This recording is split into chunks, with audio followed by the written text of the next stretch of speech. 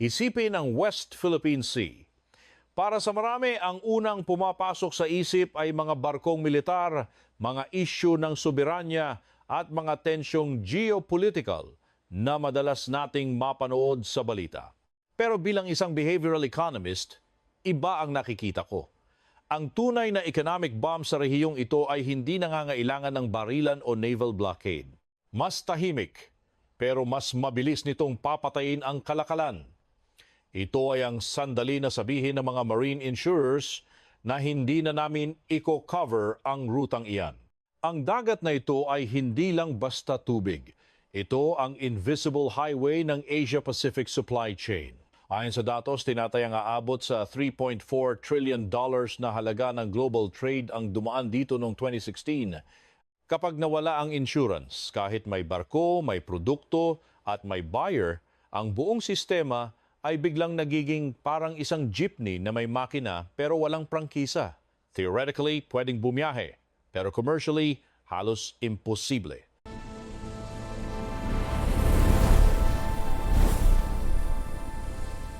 Bakit napakahalaga ng insurance sa global shipping? Sa pandaigdigang kalakala ng insurance ang nagsisilbing permission slip para gumalaw ang mga barko. Ito ang mismong dahilan kung bakit papayag ang mga bangko, ang mga cargo owners, ang mga port operators at ang mga shipping companies na ipagsapalaran ang bilyon-bilyong dolyar na halaga ng produkto sa gitna ng karagatan. Kapag naging masyadong mapanganib ang West Philippine Sea at naging isang ruta na ayaw ng insure, hindi ibig sabihin na kinabukasan ay wala ng barkong dadaan, pero ang ibig sabihin nito, magiging mas mahal, mas mabagal, mas komplikado at mas delikado ang pagbiyahe ng bawat container. At sa batas ng ekonomiya, kapag ang gasto sa logistic ay biglang umakyat, mayroong sasalo at pupulot niyan. Spoiler alert! Bihira itong saluhin ng mga executives sa boardroom. Madalas, ang dagdag gastos na ito ay makikita mo sa resibo ng iyong grocery, sa pamasahe at sa electricity bill.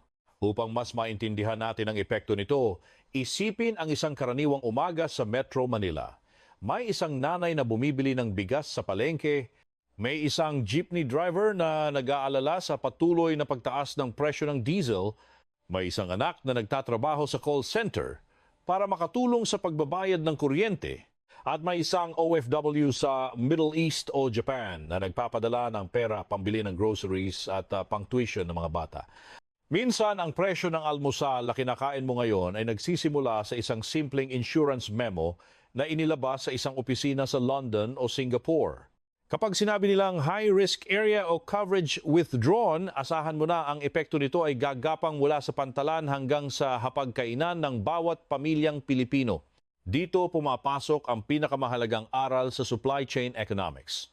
Hindi kailangang lumubog ang isang barko para lumubog ang presyo ng bilihin, ang mga trabaho at ang buong supply chain. Sapat na ang isang linya sa notice ng insurance company, war risk premium increased. Kapag tumaas ang war risk premium, ang mga shipping lines ay mapipilitang magtaas ng singil o maghanap ng ibang ruta. Ang pag-reroute ay nangangahulugan ng dagdag na araw sa biyahe, dagdag na konsumo sa fuel at dagdag na bayad sa mga tripulante. Ang West Philippine Sea at ang kabuuan ng South China Sea ay parang EDSA ng Maritime Asia. Pero imbes na mga bus, jeepney at motorsiklo ang nagbabalyahan, ang dumadaan dito ay mga dambuhalang oil tankers, container ships, LNG carriers at bulk carriers. Kung titingnan natin ang mekanismo ng kalakalang ito, malinaw na ang East Asia ay isang higanteng export machine. Ang China ang tumatayong malaking factory floor ng mundo, habang ang Japan at South Korea ay kilala bilang high-end manufacturing at technology hubs. Ang sistemang ito ay lubos na nakadepende sa isang bagay, mura at maaasahang shipping na posible lamang kapag stable at payapa ang mga karagatan. Kapag ang stability na ito ay nabulabog, ang buong makinarya ng East Asian trade ay magsisimulang mag-choke. Isipin mo ang isang produkto na ginawa sa Shenzhen, may mga electronic components na galing sa Korea, gumamit ng chip manufacturing equipment mula sa Japan, binalot gamit ang packaging materials mula sa Vietnam, at ibebenta sa isang customer sa California. Parang sari-sari store supply chain lang iyan kung regular at walang aberyang dumadating ang truck ng soft drinks, noodles at canned goods, nananatiling normal at abot kaya ang presyo. Pero kapag biglang naging delikado ang highway dahil sa banta ng gulo o kawalan ng insurance, hindi lang ang driver ng truck ang may problema. Lahat ng sari-sari store sa dulo ng ruta ay maapektuhan. Subalit, ang efficiency na ito na siyang pinakamalaking lakas ng global trade ay siya ring pinakamalaking kahinaan nito. Kapag sobrang optimized ang isang ruta, konting disruption lang ay nagdudulot agad ng domino effect. Hindi rin lahat ng pantalan o port ay may sapat na capacity para tumanggap ng biglaang pagdagsa ng volume ng mga barko. Kapag nagre-route ang mga shipping lines para iwasan ang West Philippine Sea, ibig sabihin nito ay dagdag na araw sa karagatan. Kapag nagulo ang rutang ito, hindi lang ito problema ng China o ng Amerika. Ito ay isang malawakang Asia-wide traffic jam na walang sinumang makakatakas. Para sa Pilipinas, ang epekto ng Asia-wide traffic jam na ito ay hindi abstract o theoretical lamang. Ang direktang tatama sa atin ay mas mahal na imported goods, delayed na raw materials para sa mga lokal na negosyo. Para sa isang ordinaryong pamilyang Pilipino, hindi nila ito titingnan bilang isang maritime security issue. Ang tanging mararamdaman nila ay ang pait ng tanong na bakit tumaas na naman ang presyo ng mantika, bigas, isda, kuryente at delivery fee. Ito ay isang pangunahing ugat ng ating ekonomiya. Kapag nagkaroon ng bara sa ugat na ito, ang buong katawan ng ating ekonomiya ay makakaranas ng matinding pagtaas ng presyo na walang pinipiling antas sa lipunan. Dito natin dapat pag-usapan ng mas malalim ang pangalawang logic block ng ating pagsusuri, ang insurance market bilang tahimik na gatekeeper ng global trade. Kapag ang mga marine insurers ay tumanggi o nagtaas ng matindi ng kanilang war risk coverage, ang dagat ay hindi naman opisyal na isinasara ng kahit anong gobyerno, pero nagiging commercially toxic ito. Karaniwang shipping insurance ay hindi basta-bastang sumasalo sa mga panganib na dulot ng digmaan, conflict, seizure, missile risk, piracy o political violence. Para sa mga ganyang sitwasyon, kailangan ng isang special war risk insurance. Kapag ang isang partikular na lugar ay opisyal na itinuring bilang high risk, automatikong tumataas ang premium na hinihingi ng mga insurers o kaya naman ay tuluyan na silang umaatras at hindi nagbibigay ng coverage. Nangangahulugan ito na ang mga barkong dadaan doon ay walang proteksyon laban sa malaking pagkalugi, isang sugal na hindi handang kunin ng mga malalaking kumpanya. Sa mga nakaraang maritime crises sa iba't ibang bahagi ng mundo, malinaw nating nakita na ang pagtaas ng war risk premiums at ang paglawak ng mga high-risk zones ay direktang nagpapamahal sa shipping at nagpapabago ng mga route decisions ng mga kumpanya. Ang lakas ng insurance system ay nagbibigay ito ng confidence sa trade. Kung may risk pero may katumbas na presyo, tuloy pa rin ang business. Parang tricycle fare lang yan kapag baha. Mas mahal ang singil pero may biyahe pa rin dahil alam ng driver na may kikitain siya. Ang malaking problema ay kapag umabot na sa punto na hindi na lang basta mahal kundi ayaw na naming i-cover ang sitwasyon.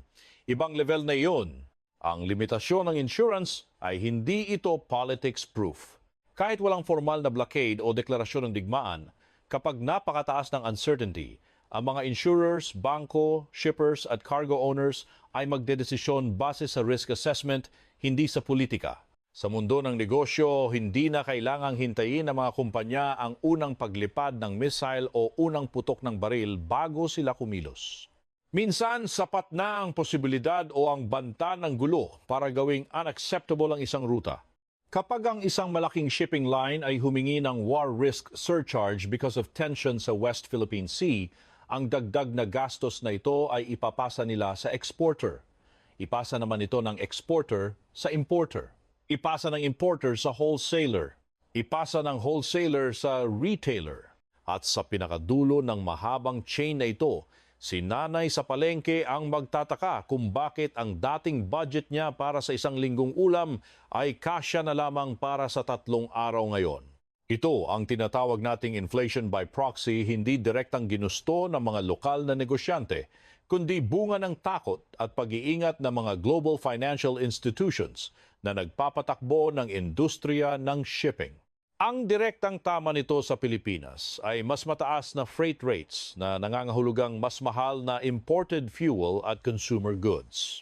Magkakaroon ng delayed shipments para sa ating mga manufacturers at retailers na lalong magpapalala sa pressure ng inflation. Kung ang sitwasyong ito ay tumagal, maaari itong mag-trigger ng stockpiling behavior. Ang mga kumpanya ay mag-order ng mas maaga at mas marami kaysa sa kailangan nila. Ang mga households ay magpa-panic buy at ang ating mga pantalan ay makakaranas ng matinding congestion. Kapag nangyari ang ganitong panic, ang tinatawag nating insurance issue ay mabilis na nagtatransform at nagiging isang malawakang inflation issue. Ang pagtaas ng presyo ay hindi na lang dahil sa mahal ang shipping, kundi dahil sa artipisyal na kakulangan ng supply na dulot ng panic at kawalan ng katiyakan sa merkado.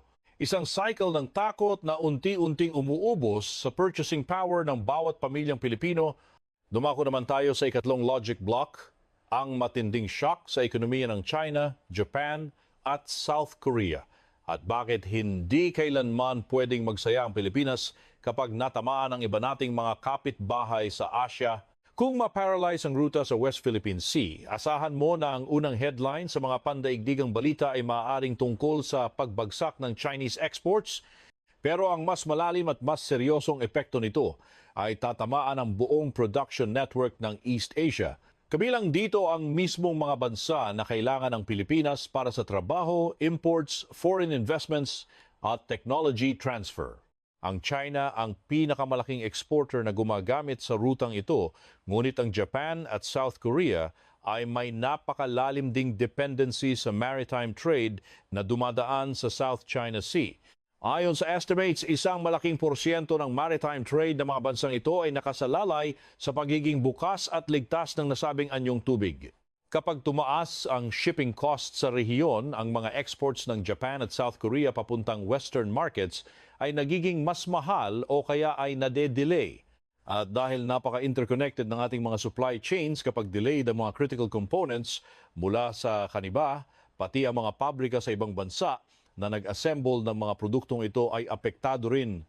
Totoo na ang China, Japan at Korea ay may malalaking port infrastructure, strong manufacturing base at maraming alternative commercial links. May kapasidad silang mag-adjust, mag-stockpile, mag-reroute at gumamit ng suporta mula sa kanilang gobyerno. Pero ang limitasyon ay ito. Hindi magic ang laki ng ekonomiya. Ang rerouting ay may kaakibat na napakalaking cost. Ang mga factory schedules ay napakasensitibo sa timing. Ang mga electronics, automotive parts, semiconductors at makinarya ay hindi parang tsinelas na pwedeng ipalit o gawin agad-agad sa kanto lang. Kapag may delay sa isang maliit na component, pwedeng huminto ang buong production line ng isang higanteng kumpanya. Isipin ng isang Japanese car company na kumukuha ng parts mula sa iba't ibang bansa sa Southeast Asia o kaya ay isang Korean electronics firm na may supply chain na nakakalat sa China at Vietnam o isang Chinese exporter na may naghihintay na customer sa Europe. Kapag naging risky ang ruta sa West Philippine Sea, hindi lang ang final product ang nade-delay kundi pati ang mga intermediate goods. Para sa Pilipinas, ang epekto nito ay napakasakit. Maaring mabawasan ang demand sa ating regional production, maantala ang pagdating ng mga imported electronics, machinery, car parts, at essential equipment. Maaari rin itong maapektuhan ang mga foreign investment decisions. Kung ang rehiyon ay mukhang unstable at mapanganib, ang isang multinational company ay mas pipiliin na lang na ilagay ang kanilang bagong pabrika sa ibang lugar na mas ligtas ang supply chain. At paano naman ang ating business process outsourcing o BPO sector? Kahit hindi direktang dumadaan sa barko ang produkto ng BPO, hindi sila ligtas. Kapag ang mga global companies ay nagtitipid dahil sa supply chain shock at inflation, pwedeng maapektuhan ang kanilang hiring, ang kanilang outsourcing budgets, at ang pangkalahatang corporate spending. Dito natin pwedeng ipasok ang isang chismis-style na biro. Sa geopolitics, napakadaling sabihin ng buti nga sa kanila kapag nakikitang nahihirapan ng ibang bansa. Pero sa economics, kapag nasunog ang kusina ng kapitbahay mo at doon ka pala bumibili ng inyong LPG, noodles at nakikisaksak ng phone charger, hindi ka rin ligtas sa sakuna. Ang pagbagsak ng ekonomiya ng ating mga kapitbahay ay nangangahulugan ng pagkawala ng ating mga customer at suppliers. Sa isang interconnected na mundo, ang krisis nila ay nagiging krisis din natin sa lalong madaling panahon. Dumating na tayo sa ika-4 na logic block, ang pagkain at enerhiya na siyang itinuturing na tunay na battlefield ng bawat Filipino household. Ang pinakamabilis at pinakamasakit na maramdaman ng isang ordinaryong Pilipino ay hindi ang pagbagsak ng stock market chart o ang pagbabago ng GDP growth rate. Ang totoong sukatan ng krisis para sa kanila ay ang pagtaas ng presyo ng bigas, isda, kuryente, LPG, gasolina at pamasahe. Ang Pilipinas ay labis na sensitibo sa mga imported na pagkain, fertilizer, fuel at syempre sa shipping costs na mga ito. Kahit hindi lahat ng ating inaangkat ay dumadaan sa iisang ruta sa West Philippine Sea, ang global freight at energy market ay lubos na interconnected. Kapag nagkaroon ng major maritime disruption sa Asia, tataas ang risk premium, magbabago ang mga shipping routes, at magkakaroon ng pag-aagawan sa limitadong shipping capacity sa buong mundo. Ang fuel price shock ay mabilis nagagapang at dadaan sa transport cost, production cost, cold storage, logistics, hanggang sa maipasa sa final retail price ng mga produkto sa palengke at grocery. Meron tayong mga lakas bilang isang bansa. Meron tayong malaking domestic consumption base, patuloy na daloy ng remittances mula sa ating mga OFWs, isang matatag na services sector at mga strategic allies. Ang remittances na ito ay parang shock absorber ng maraming pamilyang Pilipino. Kapag tumaas ang gastos sa Pilipinas, kadalasan ay may dagdag na padala o family support mula sa abroad. Pero kailangan nating tandaan na ang shock absorber ay hindi armor. Hindi nito kayang pigilan ang buong puwersa ng krisis. Ang limitasyon natin ay malinaw. Remittances cannot cancel inflation. Kung ang presyo ng bigas, kuryente, renta, tuition at pamasahe ay sabay-sabay na tumaas, ang dagdag na padala ay parang payong lang sa gitna ng malakas na bagyo. May tulong nga ang payong pero basa ka pa rin. At paano kung ang OFW na nagpapadala ay nasa isang bansang apektado rin ng energy shock o kaya ay nakakaranas ng recession dahil sa global supply chain crisis? Pati ang mismong remittance flow natin ay pwedeng ma-pressure at bumaba. Isipin ang isang pamilya sa Manila na maingat na nagbabudget ng kanilang pambili ng bigas at ulam araw-araw. O ang isang jeepney driver na hindi alam kung bukas ay tataas na naman ang presyo ng diesel na kumakain sa kanyang kita. O ang isang sari-sari store owner na napipilitang mag-adjust ng presyo ng instant noodles, dilata at kape sachet para lang hindi malugi. O isang OFW family na may regular na padala pero nauubos na sa pagbabayad ng mga bills bago pa man matapos ang buwan. Ito ang tunay na mukha ng krisis na dulot ng maritime disruption. Sa madaling salita, kahit sa gitna ng dagat nagsimula ang gulo, sa laman ng iyong wallet, ito nagtatapos. Ikalimang logic block, ang mga ports, supply chain at trabaho. Ito ang hidden layer ng krisis na hindi agad nakikita ng marami. Ang disruption sa West Philippine Sea ay hindi lang tungkol sa mga barkong naglalayag sa malayo.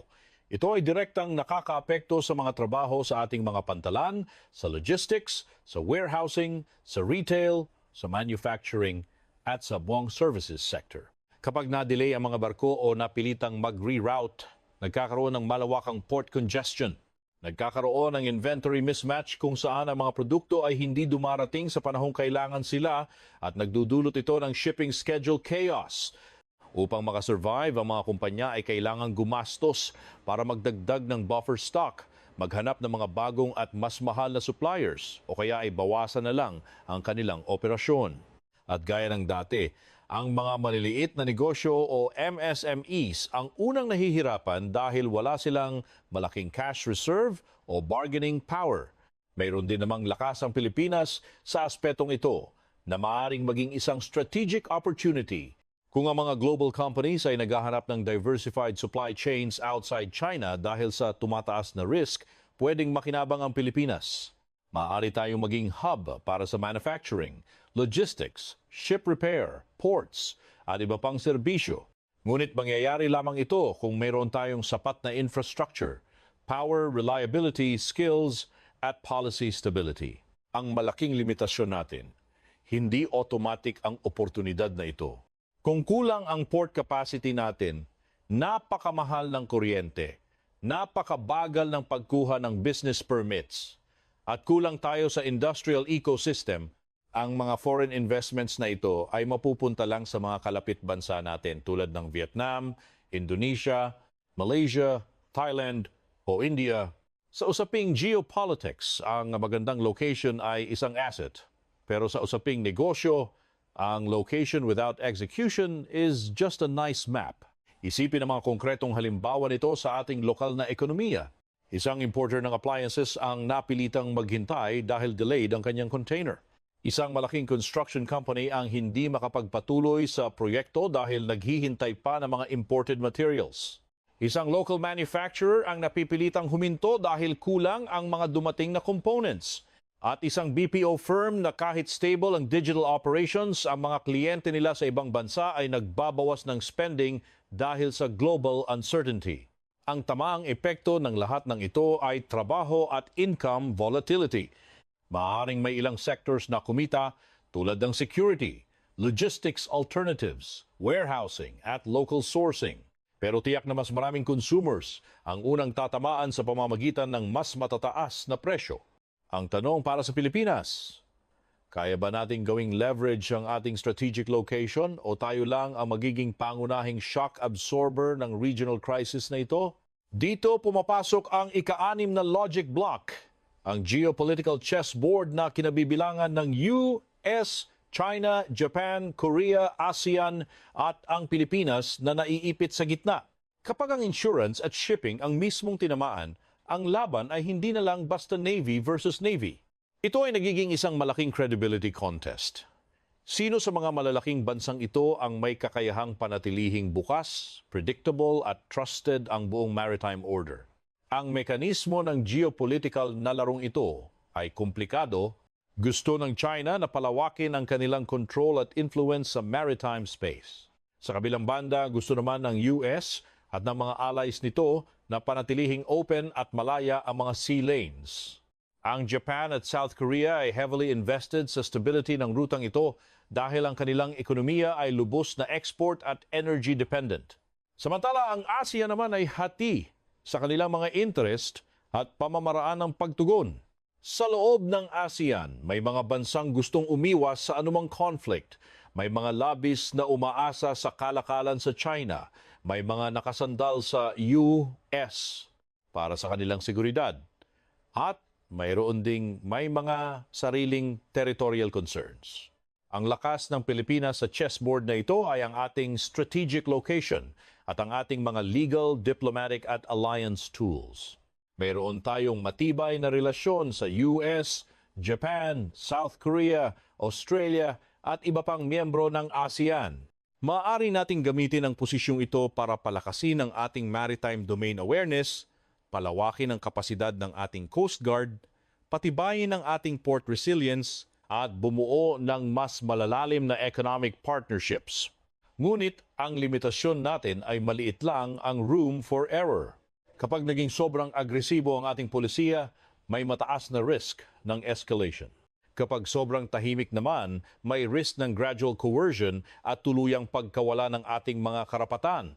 Kapag puro press conference lang ang ginagawa natin, pero kulang naman tayo sa matibay na logistics, energy planning at food security, lalabas na ang ating polisiya ay parang bagong pintura lang sa isang lumang jeepney. Maganda sa picture, pero sira pa rin ang makina. Nakikita natin ang mga hakbang tulad ng joint patrols at maritime cooperation, ang mga Japanese at Korean investments sa ating infrastructure, ang US-Philippines Defense Cooperation, at ang ASEAN diplomacy na laging naghahanap ng consensus kahit minsan parang group project ito na may isang member na hindi nagre-reply. Dahil sa mga ito, mas magiging mahalaga ang Pilipinas sa strategic planning ng ating mga allies. Pero kasabay nito, mas lalaki rin ang pressure sa ating gobyerno. Ang goal dapat ng Pilipinas ay hindi pumili ng gulo, kundi palakasin ang ating bargaining power habang masigasig na pinoprotektahan ang ating supply ng pagkain, fuel, mga trabaho at trade routes. Sa pagtatapos ng ating malalim na pagsusuri, kailangan nating ibalik ang usapan sa ating central insight. Ang West Philippine Sea ay hindi lang isang simpleng mapa na pinag-aagawan ng mga bansa. Ito ay isang napakalaking economic machine na hindi natin nakikita sa ating pang-araw-araw na buhay pero pilit nating nararamdaman sa bawat pagtaas ng presyo ng bigas, gasolina, kuryente, imported goods at sa kawalan ng katiyakan sa ating mga trabaho.